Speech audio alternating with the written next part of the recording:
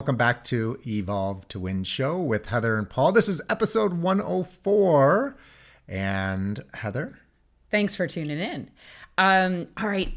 Are you ever feeling sort of stressed out, overwhelmed, more to do than time to do it? Or maybe you've got just great intentions about what you want to get done in a day, but then at the end of the day, you're feeling like you have not accomplished what you want to accomplish. Maybe anxiety, possibly balls in the air and you're dropping them because you have too many plates spinning. How else could you possibly describe this? I'm thinking of everything I felt this morning, and the only other way I know how to describe it is I feel it in my solar plexus. Like I get this knot in like my stomach, my abdomen. And have you ever been there, or maybe you're feeling that right now? So one of the things that we do as executive and leadership coaches is we work with our clients quite often on, just issues just like this. In the midst of massive growth and change, we still have to remember to be consistent and go back to the basics. Yeah, so one of the things we were talking about, usually we have our topics figured out, but sometimes there's certain things that happen in a day right before we are ready to get on and do this broadcast that we say we better make this a topic because it is just so relevant right now. So today it happened to be Heather came a little unwound, overwhelmed, and unraveled. And I said, this is a perfect time to talk about this because I know for a fact, because you usually are very well grounded. You have such a good foundation too. You usually don't, you deal with stress in such a great, just way where you're calm, but today you were off kilter for whatever reason. And so just bringing up this topic, and I know there's a lot of people, especially on Monday after a long weekend, that you feel overwhelmed, you feel unraveled, you feel like things are a little bit out of control. And so we wanted to talk about what are the things that are the most important to getting back to feeling that more, and creating that foundation and getting back to where you need to be. Yeah, to be productive, really. So, I don't know that I was crazy about shifting our other program we were going to do, and all of a sudden being totally vulnerable. But look, even though we know and we coach on these time management tactics and productivity tactics all the time, it doesn't mean that just because you know them, you always follow them. So hopefully there are others out there who can relate to this. And yes, you know what to do. You know what works. You know what makes you feel good and balanced and powerful and productive. But a lot of times when the change is coming quickly, lots of business coming in, maybe you've got new technology you're dealing with. There's so many changes that our clients are experiencing right now. I've had a number of sessions just in the last week or so with clients who needed to take a break and really breathe and go back to some of those basics. So we decided to share our top three, and quite honestly, selfishly, I'm taking my own advice here and really doing the same. This is what we are going to do today. It's actually, we already started. We did it right before this session. Okay. We did what is strategy number one, which is block time for yourself and sit down and prioritize. Like, get rid of everything else and just sit down and have that meeting with you. That is the most important meeting of the day, is making sure that you just take a few minutes, that you breathe if you're feeling stressed out, and that you really take a look at what are the things that are stressing you out. What is on your plate right now? The old Stephen Covey, you've got what's urgent and you've got what's important. If you've ever called yourself a firefighter, you're dealing with urgency, and you're dealing with urgency all the time, which means you tend to be in that reactive mode and you're just handling things as they come up and you're constantly reacting. And that just is not going to leave you feeling good if you're doing that all day long. And of course, there are things that we need to react to, and there are urgent things that will come up and they require your attention. But we also know that if you don't make the time for the important, you won't have the time, right? Because I know everyone is so busy these days. Mm-hmm. Do you ever have just extra time to get all that stuff done that you want to get done? Not so much. So you got to make the time. So number one tip, spend that time with you, have your most important meeting of the day every day. First thing in the day is your meeting with you. So, and how long does that need to be? Well, I would suggest that you schedule 20 minutes, but no more than 20 minutes, because what I find is when people try to schedule an hour, like people try to block time for an hour. Right. I don't know many people who can actually afford an hour. Yeah, an hour is way too long. It's way too long. Yeah. So just go for 20 minutes. And look, you will have enough time in 20 minutes to figure out this. The whole purpose for this meeting with you is only to figure out what needs to get done. Do not fall into the trap of doing it as you come across it. Have you ever done that? Yeah. I mean, just going through emails or whatever. Squirrel. And the next thing you know, you're just like, you're knee deep in it. So Yeah. definitely taking that time. And really, it's about looking at your calendar. Yeah. And it's one of those things, especially again, off of a long weekend, and it's not really that long, just an average weekend, looking at, coming on Monday and hopping into that calendar early and figuring out what is on tap for the week, really. Yeah. So not just what's going on for Monday, but what's going on for the rest of the week. So you can start planning around that already. Yeah. So take that time, make your list of priorities. I like to focus just on the top 3. You may have what you feel like are 100. The only thing I care about is that you've at least got number 1, number 2, and number 3 written down and in order. There are so many people I know who have to-do lists, but it's not prioritized. So if your list right now, go and pull it out. If it doesn't have a number 1, a number 2, and a number 3, then you have a real opportunity there to actually write those in, right? Your number 1, 2, and 3, and the rest of the list can just be there, and you get to it when you get to it after you get to 1, 2, and 3. Okay, so that sounds like all you need to do, but there are 2 more of your top 3. There's more. So that once you get to the 1, 2, and 3, what do you have to do with them? Where do you put them?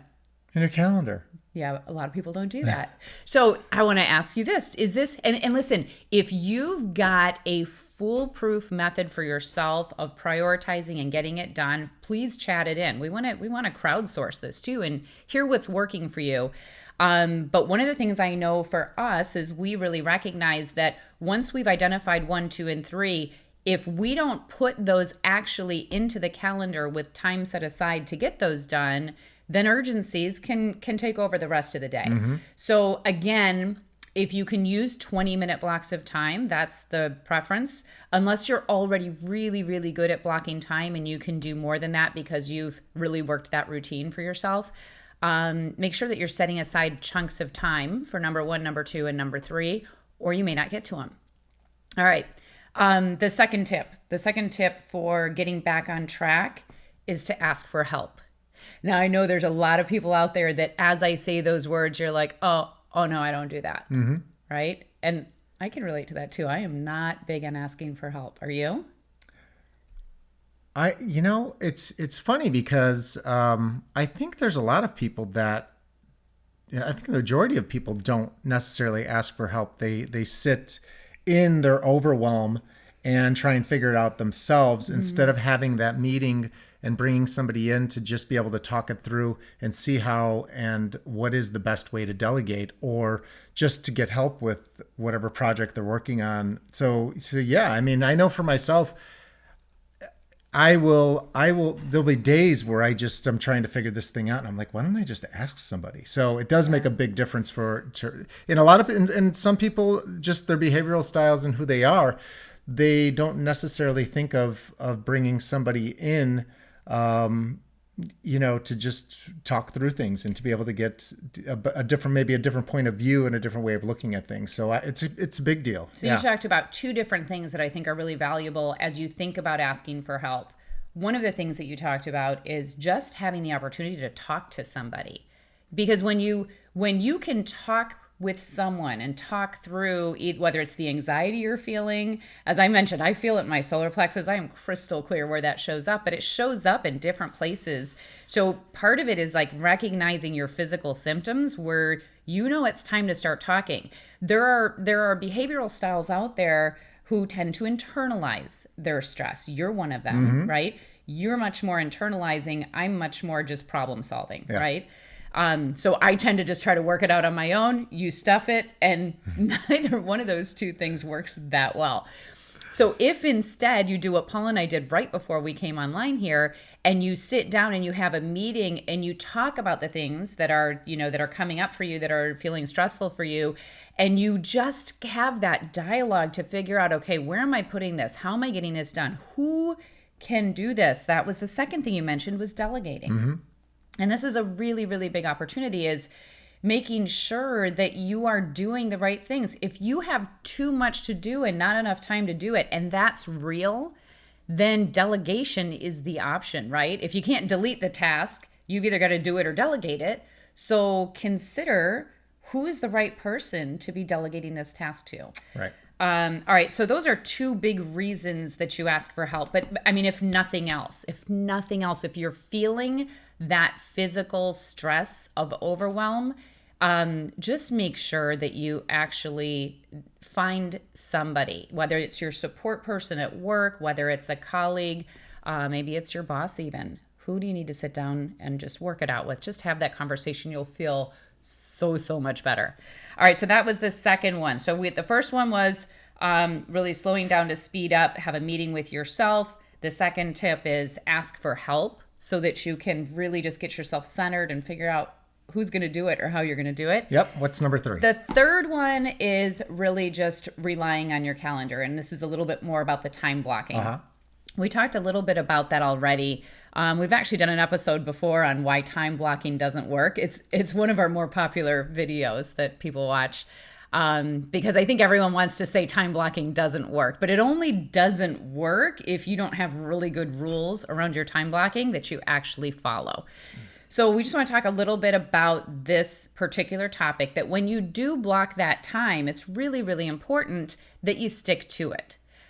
So I know so many people who are masterful at blocking time in their calendar. Like, I do the time blocking, but then when they get to that block of time, they don't do what they say they're going to do. So part of it is you have to tell the time block what it's going to do. And what I mean by that is, when you're blocking time, make sure that you actually know exactly what that time is designated for and stick to it. So there's a certain amount of discipline that this requires. I actually had a client last week. This is an interesting story, where he said that he's really good at blocking his calendar, but he's terrible at doing the follow through. And anytime he gets that block, he's like, phew, I get to catch up. And he gets on his email, and then he handles everyone else's urgencies, but he's not doing what he needs to get done. So he ends up staying later, coming in early. And of course, I'm like, and how's that working for you? He doesn't like it. So what I said to him instead is, I said, okay, here's what I want you to think about, is that every time you have that time blocking meeting, it's with your CEO. Okay. And the reason that this makes sense, you have to kind of get your mind around it. The reason that it makes sense to have this as a proverbial meeting with your CEO is because the work that's most important that you're doing, you really are doing for your company, for your CEO. So I want you to remember that. I want you to think like your stuff is really important. And if you're always geared towards helping other people and supporting other people and taking care of what they need, then you're not going to get through the things that you need to do. So you're important. You're important, and make sure you remember that. So anyway, spend time with yourself. Yeah. In the morning. Throughout the day. Like pre-planning what you need to do. Then find a friend and confide in them and see if you need any help. And then finally block some time for yourself. And when you block the time, if you need to think of it as a meeting with your CEO, or if you are the CEO, maybe it's a meeting with your shareholders, but be thinking about who is somebody who I would meet with. Maybe it's your number one client. But who is somebody that if I were meeting with them, I would stay on topic, I would take zero distractions, like literally, unless you're bleeding, don't come to me, right? Identify what an emergency looks like that would pull you away from that time block, and don't accept anything else, because that's the most critical time in your day. Now, of course, you need to communicate to those around you. So if you have an open door policy and your door is physically open, that time block is going to require you to shut your door. And if you're not used to doing that, then it's really important to position and communicate and let people know it's for a short period of time. So everyone has the ability to shut their door for a short period of time. If you have the ability to have a meeting with someone where you would otherwise shut your door, you can do this. So we know that being overwhelmed and just feeling unraveled is not the place that you want to be. And so if this happens to be the day that you are, or if you're listening to this and you're kind of feeling that, just use these 3 tips on getting back to the basics. These are things that you probably know already. We're not telling you anything new, but it's the blocking and tackling. Anytime that, using a sports analogy or anything, that teams are not playing together, whatever, they always go back to the basics. So taking these 3 tips, which is spending that time in the morning for yourself, going through your calendar, making sure that you are taking the time and organizing what you need to do for the day. Top 3 priorities only. Yep. Top number 3. them. Make sure you number them. Right. And then if you are still feeling overwhelmed, you have a meeting with somebody that can help you possibly, or at least be able to help you sort through the things that you need to do. Or they could even be somebody that you're delegating to, which would be great, like an admin or someone on your team. And then the third thing is just making sure that you block that time in your calendar, block extra time for yourself to be able to get things done. And that is your most precious time. Protect that as if you're meeting with your CEO, or if you're with the CEO, you are with the number 1 client. And so we want to thank you for watching another Evolve to Win show. This was episode 104. And if you liked it, or you know somebody else who might like to hear this, please share it. I know that a lot of people are feeling overwhelmed in the midst of massive growth, massive change. So please share it, and feel free to leave your comments. If you've got some tips and tricks for your own productivity that work really, really well, share them.